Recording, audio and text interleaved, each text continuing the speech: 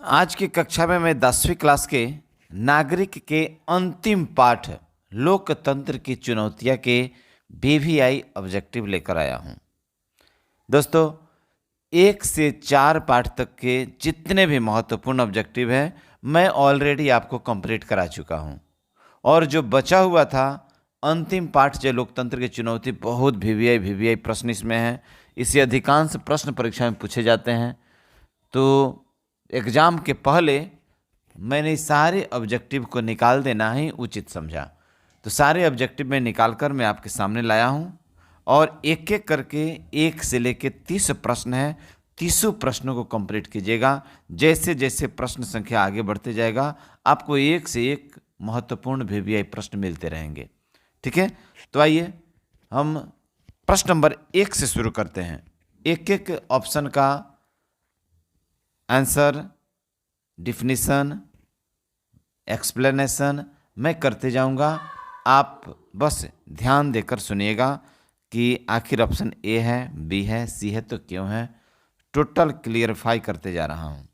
ठीक है, तो पहला प्रश्न हमारा है कि लोकतंत्र की सफलता किस पर निर्भर करती है। देखिए यहाँ 4 ऑप्शन है कि नागरिकों की उदासीनता पर। यहाँ देख लीजिए, यदि किसी देश के नागरिक उदासीन हो जाए, अपने देश के प्रति सचेत न रहे, तो क्या वो लोकतंत्र सफल होगा? नहीं होगा। इसलिए इसको हटा ही दीजिए। ये आपका ऑप्शन बिल्कुल गलत होगा। दूसरा ऑप्शन देखिए, नागरिकों की गैर कानूनी कार्रवाई पर। नागरिकों की गैर कानूनी कार्रवाई, यदि देश के नागरिक कोई गैर कानूनी काम कर रहे हैं तो क्या उस देश की लोकतंत्र सफल होगी? नहीं, ये भी गलत है। नागरिकों की विवेकपूर्ण सहभागिता पर, वेरी गुड, ये ऑप्शन हमारा सही है कि कोई भी नागरिक अपने विवेक से, अपने मत से देश हित, राज्य हित, राष्ट्र हित इत्यादि की में भागीदारी लेते हैं, उससे हित से संबंधित कोई कार्य करते हैं, तभी जाकर लोकतंत्र सफल हो पाएगा। ठीक है, तो हमें जो भी कार्य करना चाहिए अपने विवेक से कार्य करना चाहिए, और वैसा कार्य जो राष्ट्र हित में हो, तभी लोकतंत्र को सफल होते हुए हम देख सकते हैं। चौथा ऑप्शन, नागरिकों द्वारा अपनी जाति के हितों की रक्षा पर। वेरी बैड, एकदम जातिवाद से। ठीक है, जाति रक्षा पर है, जो कि गलत जवाब है। सही ऑप्शन हो जाएगा हमारा ऑप्शन सी। प्रश्न नंबर 2 है कि लोकतंत्र जनता का, जनता के द्वारा तथा जनता के लिए शासन है। यह कथन किसका है? यह ऑप्शन अरस्तु, अब्राहम लिंकन, रूसो और ग्रीन। इसमें सही ऑप्शन हो जाएगा बी। ये प्रश्न मैंने पिछले चैप्टर में भी शायद दिया था, और इस चैप्टर में भी मैंने दे दिया। इसे अंदाज़ा लगा सकते हैं कि ये प्रश्न अत्यंत वीवीआई है। जो प्रश्न बार बार आपके सामने आ रहा हो वो निश्चित रूप से उसका महत्व बहुत ज़्यादा होता है। तीसरा प्रश्न है कि 15वीं लोकसभा चुनाव से पूर्व लोकतंत्र में महिलाओं की साझेदारी कितनी थी? देखिए, 15वीं लोकसभा चुनाव से पहले लोकतंत्र में महिलाओं की साझेदारी देखिए 10%, 15%, 33% और 50%। तो हमारा सही जवाब हो जाएगा 10%। 15वीं लोकसभा चुनाव के पहले महिलाओं की साझेदारी 10% थी। ठीक है, चौथा प्रश्न देखिएगा, नए सर्वेक्षण के आधार पर भारतवर्ष में मतदाताओं की कुल संख्या कितनी है?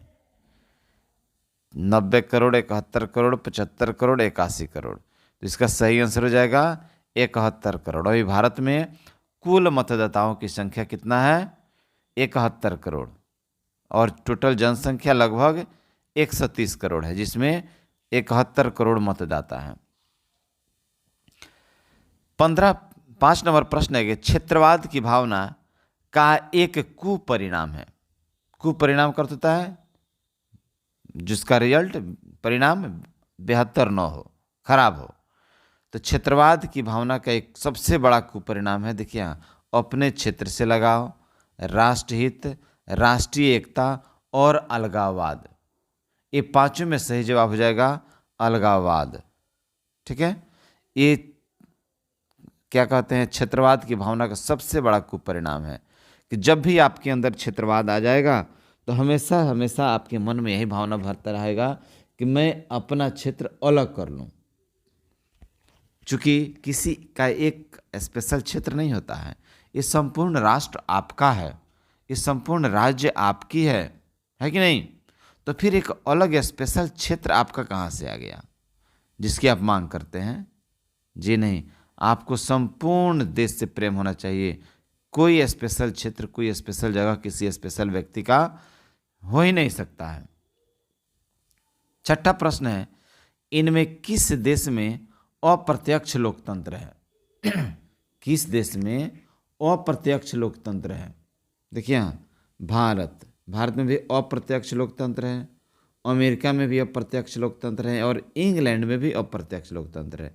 इसलिए तीनों सही है, तो हमारा ऑप्शन डी सही हो जाएगा, इनमें सभी। ठीक है ना। सातवां प्रश्न है कि किस बात से स्पष्ट होता है कि बिहार में लोकतंत्र की जड़ गहरी है? लोकतंत्र की जड़ बहुत गहरी है। देखिए यहाँ, नालंदा का प्राचीन विश्वविद्यालय, बिहार की साक्षरता दर, वैशाली का लिच्छवी गणतंत्र और इनमें कोई नहीं। तो इसका सही जवाब हो जाएगा वैशाली का लिच्छवी गणतंत्र। वैशाली की लिच्छवी गणतंत्र से ये स्पष्ट हो जाता है कि बिहार का लोकतंत्र में गहरी जड़ है, बिहार में लोकतंत्र की गहरी जड़ है। 8 नंबर है, प्रत्यक्ष लोकतंत्र का देश किसे माना गया है? तो प्रत्यक्ष लोकतंत्र का देश याद रखिएगा, स्विट्जरलैंड को माना गया है। किसको? स्विट्जरलैंड को माना गया है। आइए नेक्स्ट प्रश्न पर बढ़ते हैं। 9 नंबर प्रश्न है कि लोकतंत्र के समक्ष सबसे बड़ी चुनौती क्या है? लोकतंत्र है, इसमें सबसे बड़ी बाधा उत्पन्न क्या हो सकती है? यहाँ ऑप्शन आपके पास है, अशिक्षा की समाप्ति, जनसंख्या नियंत्रण, लोकतंत्र का सशक्तिकरण और आतंकवाद। इसमें सबसे बड़ी चुनौती क्या है? लोकतंत्र का सशक्तिकरण। ठीक है। लोकतंत्र की सबसे बड़ी चुनौती लोकतंत्र का सशक्तिकरण। जनसंख्या नहीं, मुझे लगता है आतंकवाद सही होना चाहिए, ये गलत होगा। अशिक्षा की समाप्ति, जनसंख्या नियंत्रण, लोकतंत्र का सशक्तिकरण, ठीक है, आतंकवाद ही होना चाहिए सबसे बड़ी चुनौती। ऑप्शन डी सही है। 10 नंबर है, कौन सा कदम लोकतांत्रिक सुधारों का सूचक है? कौन सा कदम लोकतांत्रिक सुधारों का सूचक है? अशिक्षा, बेरोजगारी, असमानता और पंचायती राज। इसका सही जवाब हो जाएगा पंचायती राज। ठीक है। 11 नंबर पर, स्विट्जरलैंड में महिलाओं को किस वर्ष मताधिकार प्राप्त हुआ? अर्थात मत देने का अधिकार स्विट्जरलैंड में महिलाओं को कब मिला? याद रखिएगा 1971 के पहले, 1971 के पहले स्विट्जरलैंड में महिलाओं को वोट देने का अधिकार नहीं था, लेकिन 1971 के बाद से स्विट्जरलैंड में महिला को भी ये अधिकार मिल गया, वो भी वोट दे सकती हैं। क्लियर। 12 नंबर है, राष्ट्रीय महिला आयोग अधिनियम कब बना? राष्ट्रीय महिला आयोग अधिनियम याद रखिएगा 1990 में बना था। कब बना? 1990 में। ठीक है। 13 नंबर प्रश्न है कि महिला आरक्षण बिल विधेयक में महिलाओं के लिए कितने प्रतिशत आरक्षण की बात कही गई है? महिला आरक्षण बिल विधेयक में महिलाओं के लिए कितने प्रतिशत आरक्षण की व्यवस्था, क्या कहते हैं, आरक्षण की बात कही गई है? तो 33%। कितना? 33% का सही जवाब हो जाएगा। 14 नंबर प्रश्न है, लोकतंत्र की सफलता की एक आवश्यक शर्त क्या है? लोकतंत्र की सफलता का एक आवश्यक शर्त है लोकतंत्र में आस्था। आस्था का अर्थ क्या होता है? आस्था का अर्थ होता है विश्वास। यदि आपको लोकतंत्र में विश्वास ही नहीं है तो क्या लोकतंत्र सफल हो सकता है? जी नहीं, लोकतंत्र कभी भी सफल नहीं हो सकता। इसलिए उसमें विश्वास रखें, आस्था रखें। 15 नंबर है लोकतंत्र के मार्ग की सबसे बड़ी बाधा। लोकतंत्र के मार्ग की सबसे बड़ी बाधा क्या है? यहाँ 4 ऑप्शन है। लोकतंत्र में आस्था, अशिक्षा, सामाजिक समानता और राजनीतिक जागृति। इसका सही जवाब हो जाएगा अशिक्षा। सब लोकतंत्र की सबसे बड़ी बाधा है अशिक्षा। 16 नंबर लोकतंत्र किसको बढ़ावा नहीं देता है? तो लोकतंत्र देखिए यहाँ समानता की भावना को, गरिमा की प्रतिष्ठा को, विशेषाधिकार को, फैसले लेने की गुणवत्ता को। इसका सही जवाब हो जाएगा विशेष अधिकार। विशेष अधिकार को बढ़ावा नहीं देता है लोकतंत्र। किसी व्यक्ति को अधिक अधिकार मिल जाए, विशेष अधिकार मिल जाए और किसी को कुछ भी नहीं, ये लोकतंत्र नहीं मानता है। 17 नंबर है लिच्छवी गणतंत्र भारत के किस राज्य में अवस्थित है? लिच्छवी गणतंत्र याद रखिएगा भारत के बिहार राज्य में अवस्थित है। किस राज्य में? बिहार राज्य में। याद रखिएगा, अत्यंत वीवीआई प्रश्न है ये परीक्षा में अत्यधिक आता है। 18 नंबर है निम्नलिखित में से किस शासन में महिलाओं को मतदान का अधिकार होता है? महिला मत दे सकती है किस शासन में? तो क्या इसे पूछना है कि लोकतांत्रिक शासन में। लोकतंत्र में सबका अधिकार इक्वल होता है, समान होता है। इसे लोकतंत्र में ही महिलाओं को मतदान का अधिकार प्राप्त है। 19 नंबर है किस देश में महिलाओं को सार्वजनिक गतिविधियों में भाग लेने पर प्रतिबंध लगा हुआ है? कौन ऐसा देश है जहाँ कोई भी, जैसे भारत में है, खेल के क्षेत्र हो, कंपटीशन का क्षेत्र हो, एजुकेशन का क्षेत्र हो, सर्च का क्या कहते हैं साइंटिस्ट वाले क्षेत्र हो, एरोनॉटिक्स क्षेत्र हो, डिफेंस क्षेत्र हो, कोई भी क्षेत्र हो, सब में महिलाओं की भागीदारी अहम होती है और महिला को भी ये सुविधा दी गई है कि आप किसी भी क्षेत्र में क्या कहते हैं भाग ले सकते हैं। लेकिन वो कौन सा देश है जहाँ महिलाओं को ये सब अधिकार नहीं है? तो याद रखिएगा वो देश है सऊदी अरब। कौन है? सऊदी अरब में महिलाओं को सार्वजनिक गतिविधियों में भाग लेने का कोई अधिकार नहीं है। क्लियर? 20 नंबर है माओवादी नेता प्रचंड को कहाँ का प्रधानमंत्री चुना गया था? तो प्रचंड कहाँ के प्रधानमंत्री बने थे? नेपाल का। कहाँ के प्रधानमंत्री? नेपाल का। प्रचंड का पूरा नाम भी पूछता है कि प्रचंड का पूरा नाम बताइए, तो याद रखिएगा पुष्प कमल दहल प्रचंड, ये माओवादी नेता हैं प्रचंड। ठीक है, आगे बढ़ते हैं प्रश्न नंबर 21 पर। जनरल पिनोशे का संबंध, देखिए जनरल पिनोशे का संबंध किस देश से था? तो याद रखिए जनरल पिनोशे का संबंध चिली से था। कहाँ से? चिली। क्वेश्चन नंबर 22 पर बढ़ते हैं। 22वां प्रश्न है कि लोकतंत्र के स्वरूप को स्पष्ट करने में किस आंदोलन का योगदान रहा? लोकतंत्र के स्वरूप को स्पष्ट करने में किस आंदोलन का योगदान रहा? तो इसका सही जवाब हो जाएगा 17वीं सदी के इंग्लैंड का मजदूर आंदोलन। कौन आंदोलन? 17वीं सदी के इंग्लैंड का मजदूर आंदोलन। क्लियर? कोई दिक्कत? आगे बढ़ते हैं। 23 नंबर है लोकतंत्र के सिद्धांतों के विकास में किस क्रांति का योगदान रहा है? देखिए यहाँ इंग्लैंड की गौरवपूर्ण क्रांति, फ्रांस की क्रांति, ये दोनों का योगदान रहा है। इसलिए ऑप्शन डी हो जाएगा, ए और बी दोनों। ठीक है, आगे बढ़िए। 24 नंबर प्रश्न है ब्रिटेन में वयस्क मताधिकार को किस वर्ष लागू किया गया? ब्रिटेन में वयस्क मताधिकार को किस वर्ष लागू किया? आपके पास 4 ऑप्शन दिए गए हैं। ऑप्शन ए में 1909, 1919, 1928 और 1939। इसका सही जवाब हो जाएगा 1928 में ब्रिटेन में वयस्क मताधिकार को लागू किया गया। कब? 1928 में। आगे बढ़िए। ब्रिटेन में प्रारंभ में मताधिकार किन्हें प्रदान किया गया था?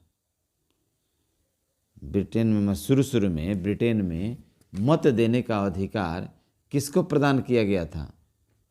तो इसका सही जवाब देखिएगा, ऑप्शन 4 होना चाहिए। चौथा ऑप्शन क्या कह रहा है कि केवल उन्हीं पुरुषों को जिनके पास कम से कम 40 शिलिंग वार्षिक किराए की आमदनी की पूंजी थी वहीं वोट दे सकते हैं। जिसके पास ये पूंजी नहीं थी उसको वोट देने का अधिकार नहीं था, जो कि बिल्कुल गलत है। ये लोकतंत्र का सिंबल हो ही नहीं सकता है, लोकतंत्र इससे सफल हो ही नहीं सकता है। ठीक है, आगे बढ़ते हैं। 26 नंबर, इंग्लैंड में किस वर्ष स्त्रियों को वयस्क मताधिकार प्राप्त हुआ? इंग्लैंड की बात हो रही है। इंग्लैंड में किस वर्ष स्त्रियों को वयस्क मताधिकार प्राप्त हुआ? इसका सही जवाब हो जाएगा 1928 में। कब? 1928 ईस्वी में। ठीक है। 27 नंबर प्रश्न है कि 1920 में किसने लिखा कि 70 वर्ष पूर्व लोकतंत्र शब्द नापसंद था और दहशत से भरा था, अब इस शब्द का गुणगान किया जा रहा है? ये किनका कथन है? तो लॉर्ड बाइस का। किसका? लॉर्ड बाइस। 70 वर्ष पहले लोकतंत्र शब्द को कोई सुनना नहीं चाहता था। इसका वास्तविक बात यही है कि लोकतंत्र के अर्थ कोई नहीं समझ पाता था और कुछ लोग लोकतंत्र का गलत फायदा उठा रहे थे, इसलिए नापसंद था। लेकिन अब नियम कानून संविधान सारा देश का अलग अलग हो चुका है, लोकतंत्र सबके हित में है, इसलिए अब सब उसका गुणगान कर रहे हैं। नेक्स्ट आगे बढ़ते हैं क्वेश्चन नंबर 28 पर। आर्थिक समानता के अभाव में राजनीतिक स्वतंत्रता निरर्थक है। इसकी अवधारणा को लोकतंत्र के साथ जोड़ने में किस क्रांति का महत्वपूर्ण योगदान था? देखिए, चारों ऑप्शन पर हम एक एक करके ध्यान देंगे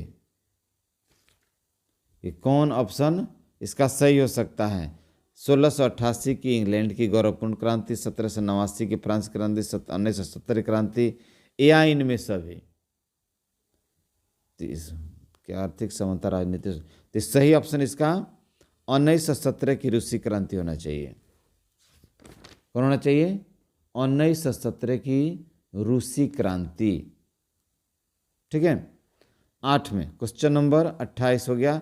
29 में आइएगा कि लोकतंत्र के विकास के तीसरे चरण में किस विचार को मान्यता मिली? लोकतंत्र के विकास के तीसरे चरण में किस विचार को मान्यता मिली? इसका सही जवाब देखिएगा, हाँ, ऑप्शन सी होना चाहिए, राजनीतिक समानता के साथ आर्थिक समानता। किस विचार को मान्यता मिली? राजनीतिक समानता के साथ साथ आर्थिक समानता भी होनी चाहिए। ठीक है।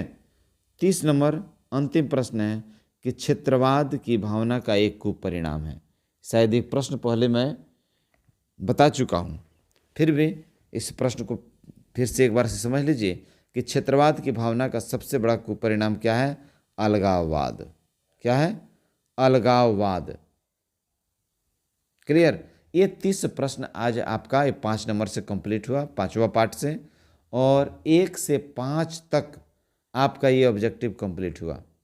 निश्चित रूप से यदि ये सारे ऑब्जेक्टिव आप कंप्लीट कर रहे हैं तो आपका जो बहता हुआ ये नाव है ये शायद किसी की क्या कहते हैं रास्ते में हिम्मत नहीं है कि उसे रोक सके। आप एकदम ऊंचाई पर पहुंचिएगा, ज़बरदस्त अंक प्राप्त कीजिएगा, रिकॉर्ड को ध्वस्त कीजिएगा, बशर्ते कि ये सारा ऑब्जेक्टिव आपको कंप्लीट होना चाहिए। सारे रिकॉर्ड को तोड़ दीजिए इस साल के मैट्रिक एग्जाम में। ठीक है। इस रिकॉर्ड को तोड़ने के